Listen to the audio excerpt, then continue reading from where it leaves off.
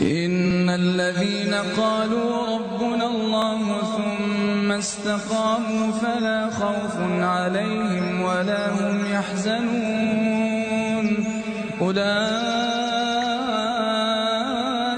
أصحاب الجنة خالدين فيها جزاء بما كانوا يعملون